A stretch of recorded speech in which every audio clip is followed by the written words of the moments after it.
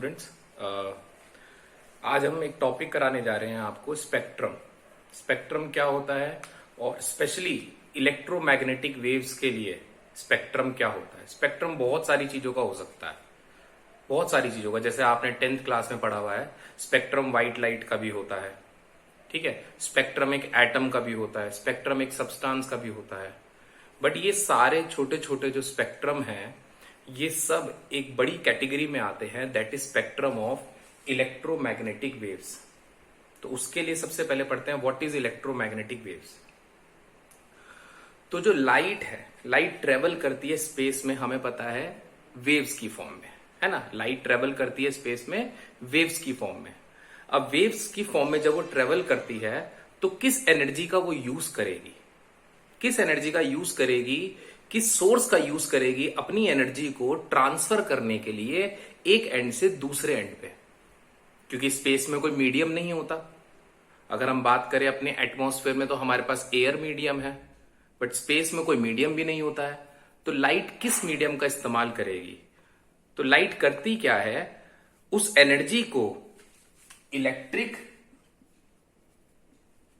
Plus magnetic field, electric plus magnetic field में उस energy को, जो लाइट की एनर्जी है, उसको डिस्ट्रीब्यूट कर देती है। जो एनर्जी होती है लाइट की, that will be distributed in the form of electric field and magnetic field.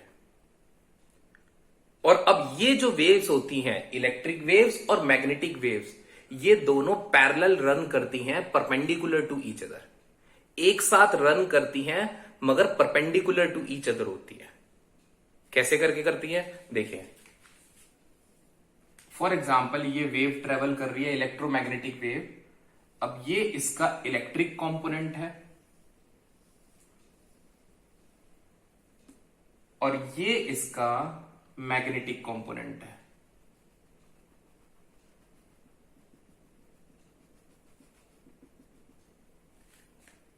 तो ये दोनों कंपोनेंट जो है, जैसे ये हॉरिजॉन्टल हो गया एक कंपोनेंट और एक कंपोनेंट ऐसे वर्टिकल हो गया। अगर आप यहां से देख रहे हैं, ये हॉरिजॉन्टल हो गया और ये वर्टिकल हो गया।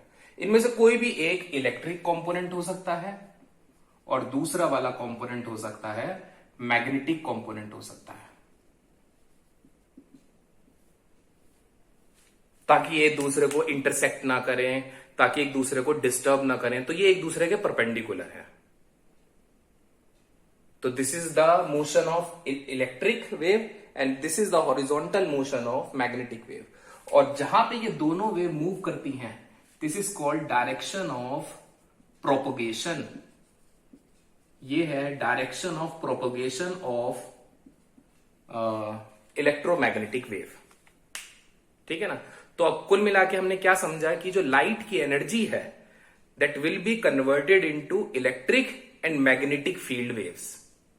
और फिर इन वेव्स की मदद से हम एक एंड से दूसरे एंड पे पहुंचेंगे, क्योंकि अब इस वेव को किसी मीडियम की जरूरत नहीं है। इसने अपने आप ही अपनी इलेक्ट्रिसिटी की वेव्स में और मैग्नेटिक वेव्स में अपना मीडियम खुद क्रिएट कर लिया। अब इस तरह की वेव्स बहुत सारी होती हैं, डिपेंडिंग ऑन उसकी एनर्जी क्या है, उस सोर्स ऑफ लाइट की क्या एनर्जी है, उसके बेसिस पे ये इलेक्ट्रिक और magnetic wave, electromagnetic wave change हो जाती है। चेंज होने का मतलब कुछ और नहीं बनेगा, रहेगा यही, बस क्या होगा, उसकी फ्रीक्वेंसी बढ़ जाएगी या उसकी वेवलेंथ बढ़ जाएगी, कुछ भी एक चेंज हो जाएगा। वेव ऐसी ही रहेगी, बस एनर्जी के बदलने से फ्रीक्वेंसी चेंज हो सकती है और उसकी वेवलेंथ चेंज हो सकती है, दोनों में से कुछ भी चीज। अब उस बेसिस पे हमने क्या करा हुआ है, इन वेव्स को डिस्ट्रीब्यूट करा हुआ है ये इलेक्ट्रोमैग्नेटिक वेव्स ही, बट क्योंकि जब उसकी फ्रीक्वेंसी चेंज हो जाती है तो उसकी एनर्जी चेंज हो जाती है, और एनर्जी चेंज होने की वजह से उसका पर्पस चेंज हो जाता है, किस काम में वो आएगी वो चेंज हो जाएगा। तो उस बेसिस पे हमने उनको डिवाइड कर रखा है, उनकी प्रॉपर्टीज के बेसिस पे, कि वो कहां पे इस्तेमाल होते हैं, वो किस सोर्स से बेसिकली निकलते हैं। हर वेव्स सारे किसी सोर्स से नहीं निकल सकती है, किसी पर्टिकुलर सोर्स से कोई वेव निकलती है, किसी पर्टिकुलर सोर्स से कोई निकलती है, किसी जगह पे कोई चीज यूज होती है, तो उस बेसिस पे हमने इलेक्ट्रोमैग्नेटिक वेव्स को डिस्ट्रीब्यूट करा हुआ है। तो जब इस पूरे डिस्ट्रीब्यूशन को हम समझते हैं, जो इलेक्ट्रोमैग्नेटिक वेव्स का पूरी रेंज जो है, जब अलग अलग फ्रीक्वेंसीज के डिस्ट्रीब्यूशन को जब हम समझते हैं, that is called spectrum. So what is spectrum? It is the collection of different parts of a wave. जो डिफरेंट पार्ट्स हैं, डिफरेंट फ्रीक्वेंसीज की वेव्स हैं, उस पर्टिकुलर के अंदर जो आ रही हैं, जब उसके कलेक्शन को एक साथ पढ़ते हैं तो उसे कहते हैं हम स्पेक्ट्रम ऑफ इलेक्ट्रोमैग्नेटिक वेव्स। तो अब क्या होता है इलेक्ट्रोमैग्नेटिक वेव्स के स्पेक्ट्रम में, वो ध्यान से देखे जरा। सबसे पहले आती हैं कॉस्मिक वेव्स। इन वेव्स की फ्रीक्वेंसी सबसे ज्यादा होती है, सबसे ज्यादा एनर्जी होती है, ठीक है। इसके बाद आती हैं गामा रेज।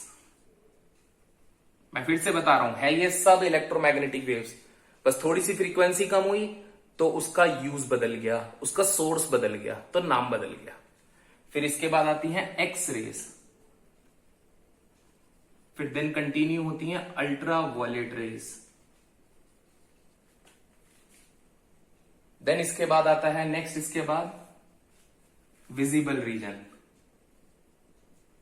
होपफुली आपको दिख रहा है यहां से। देन इसके बाद आता है infrared reason. Infrared, IR stand for infrared reason. ये सब मैं आपको बता रहा हूं decreasing order of frequency. Decreasing order of frequency में हम ये लिख रहे हैं, मैं यहां लिख देता हूं डिक्रीजिंग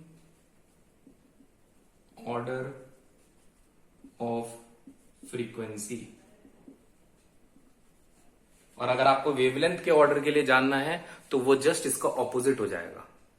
मतलब हम ये भी कह सकते हैं this is increasing order of wavelength, because wavelength and frequency are inversely proportional. तो इंफ्रारेड वेव्स, देन इसके बाद आती हैं microwaves, then radio waves, then long radio waves. So this is the distribution of electromagnetic waves and it is called spectrum of electromagnetic waves. ठीक है, clear होता है ये टॉपिक अभी इतना। अब इसके टाइप्स के अंदर आते हैं हम, ये नोट कर लीजिए अच्छे से। अब इसके टाइप्स पे आते हैं हम। So what are the types of spectrum? What are the types of spectrum?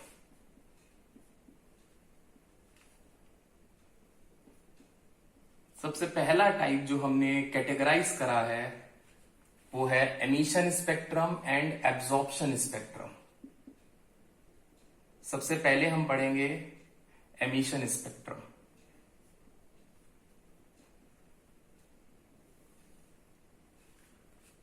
या फिर कोई सा भी पढ़ सकते हैं। अभी हम सबसे पहले स्टार्ट करते हैं एमिशन स्पेक्ट्रम। तो क्या होता है, जैसे मान लीजिए हमारे पास कोई भी एक एटम है, कोई भी आप एटम ले सकते हैं। सपोज करते हैं हम हाइड्रोजन एटम लेते हैं, सबसे सिंपल, जिसके अंदर एक इलेक्ट्रॉन होता है फर्स्ट शेल में, ठीक है। अब हमने इस एटम का जो ये इलेक्ट्रॉन है, इसको किसी सोर्स से एनर्जी दी थी, इसको किसी ना किसी लाइट सोर्स से, सन से और किसी भी सोर्स से हमने इसके ऊपर एनर्जी फॉल कराई थी, और ये इलेक्ट्रॉन हायर शेल में जंप कर गया था, from lower shell to higher shell. किसी भी शेल में जा सकता है डिपेंडिंग कितनी एनर्जी उसे वहां से मिल रही है। सपोज करो वो इलेक्ट्रॉन जो है वो हायर शेल में जंप हो चुका है। एक हाइड्रोजन एटम के अंदर जो सिंगल इलेक्ट्रॉन फर्स्ट शेल में होता है। अब ये जो इलेक्ट्रॉन है ये परमानेंटली वहां नहीं रहता है, वो अपने पुराने वाले शेल में एनर्जी रिलीज करके आना चाहता है, क्योंकि हर सब्सटेंस और हर पार्टिकल चाहता है अपनी मिनिमम एनर्जी स्टेट में आना। वो एनर्जी जो ऊपर गया था वो उसे किसी सोर्स से मिली थी, वो उसकी अपनी एनर्जी नहीं थी, वो किसी सोर्स से मिली थी। तो जब ये इलेक्ट्रॉन वापसी अपनी स्टेट में आता है तो उसके दो पैटर्न हो सकते हैं। क्या पैटर्न हो सकते हैं? क्योंकि ये फर्स्ट शेल से सेकंड में नहीं गया, थर्ड में गया है, मतलब मैंने एक एग्जाम्पल लिया, वो किसी में भी जा सकता था। तो जब वो वापसी आ रहा होगा अपने पुराने वाले शेल में, तो हो सकता है वो डायरेक्टली आ जाए फर्स्ट में, या फिर वो सेकंड में आए, फिर उसके बाद फर्स्ट में आए। तो ये जो अलग अलग ट्रांजिशन हो रहे हैं, पहले सेकंड में आया, फिर फर्स्ट में आया, या डायरेक्टली फर्स्ट में आ गया, इससे क्या होता है, यहां से वेव्स एमिट होती हैं। अलग अलग ट्रांजिशन की अलग अलग वेव्स एमिट होती हैं, क्योंकि जब एक इलेक्ट्रॉन हायर शेल से लोअर शेल में आता है, तो वो अपने अंदर से कुछ ना कुछ एनर्जी खत्म कर रहा है, और वो एनर्जी फिर एलिमिनेट हो जाएगी, वो एनर्जी एमिट होगी in the form of waves. तो अब ये जो वेव्स यहां से निकली हैं, हम इन्हें क्या करेंगे, एक फोटोग्राफिक प्लेट पे, या आप इसे सिंपल एक स्क्रीन बोल सकते हो, एक फोटोग्राफिक प्लेट और स्क्रीन पे हम इन वेव्स को फॉल कराते हैं, ये चेक करने के लिए कि ये वेव्स कौन से कलर की हैं, किस वेवलेंथ की हैं, वो हमें इस स्क्रीन पे पता लग जाता है। तो जैसे ये वेव्स जो यहां से आई वो इस स्क्रीन पे फॉल करती हैं, इन पर्टिकुलर जगहों पे, जिस पर्टिकुलर जगह पे वो वेव आके फॉल करी, आपको एक कलर्ड बैंड मिल जाएगा। एक कलर्ड बैंड, आपको यहां पे कोई ना कोई पर्टिकुलर कलर दिखने लगेगा, कोई ना कोई पर्टिकुलर कलर दिखने लगेगा, या उस वेव की जो प्रॉपर्टी होगी वो प्रॉपर्टी आपको दिखने लगेगी। और बाकी जगह जो होगी उस प्लेट पे, बाकी जगह एकदम डार्क रहेगी। इन्हें कहते हैं dark spaces. In between these bands आपको यहां पे डार्क स्पेसेस मिलेंगे, और ये तीनों हैं कलर्ड बैंड्स।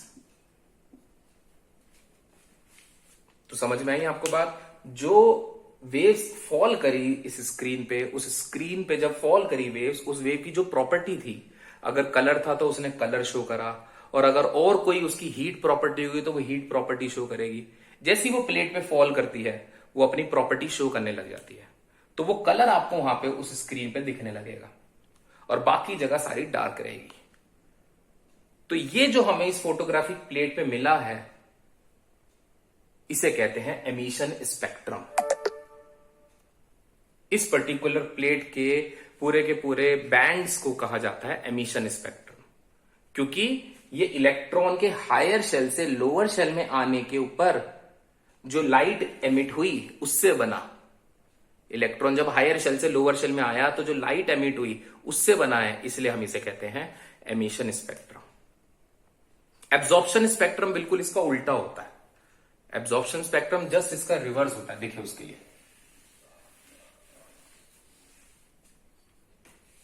देखिए ध्यान से देखें अभी, एब्जॉर्प्शन स्पेक्ट्रम,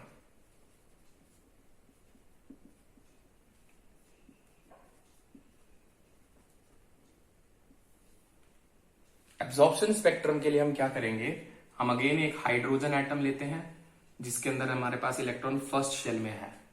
एक हाइड्रोजन एटम हमने कंसीडर कर लिया।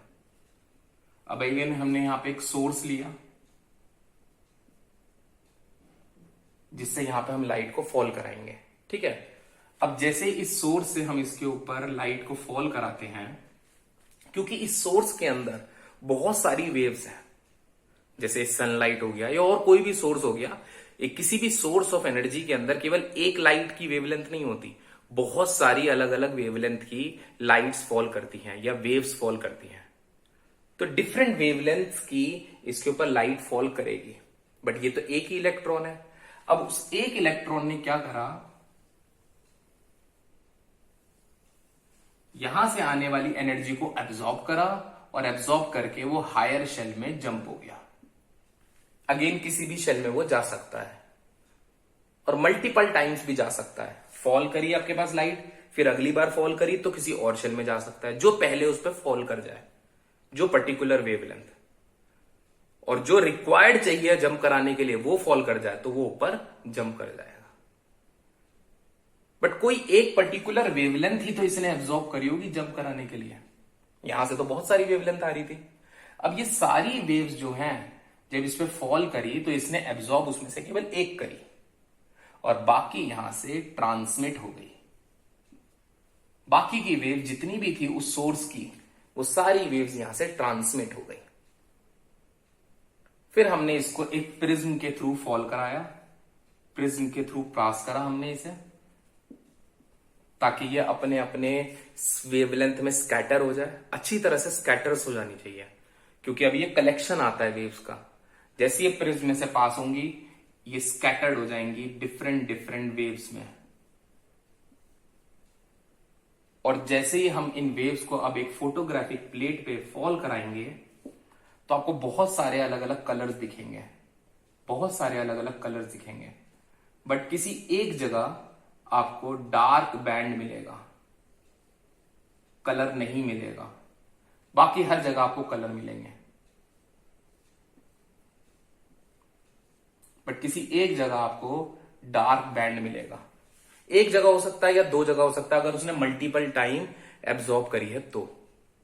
या कोई अगर और एटम लेते हो आप हाइड्रोजन के अलावा, तो फिर तो उसमें ज्यादा इलेक्ट्रॉन होंगे, तो फिर वो मल्टीपल टाइम्स वेव्स एब्जॉर्ब कर सकता है। ऐसा भी हो सकता है इलेक्ट्रॉन ने एक बार एब्जॉर्ब करी, फिर दोबारा एब्जॉर्ब करके और हायर शेल में चला गया। तो एक दो जगह क्या होगा कि जो वेव्स हैं वो उसने एब्जॉर्ब कर ली, अब उस वेव का जो कलर है वो खत्म हो गया, क्योंकि वो वेव ही खत्म हो गई, उस वेव की एनर्जी इसने एब्जॉर्ब कर ली। अब जैसे ही आपने यहां पे उसे फॉल कराया, तो आपको वो वाली वेव का कलर नहीं मिला, उस पर्टिकुलर वेव की जगह आपको डार्क बैंड मिल गया। तो इस स्पेक्ट्रम को कहते हैं, जो हमें ऑब्टेन हुआ, एब्जॉर्प्शन स्पेक्ट्रम। ठीक है, तो आई थिंक आपको ये दोनों ही टॉपिक अच्छे से क्लियर हुए होंगे। एब्जॉर्प्शन स्पेक्ट्रम कब बनता है? जब एक इलेक्ट्रॉन लोअर शेल से हायर शेल में जाता है। और एमिशन स्पेक्ट्रम कब बनता है? जब एक इलेक्ट्रॉन हायर शेल से लोअर शेल में वापसी आता है। ठीक है।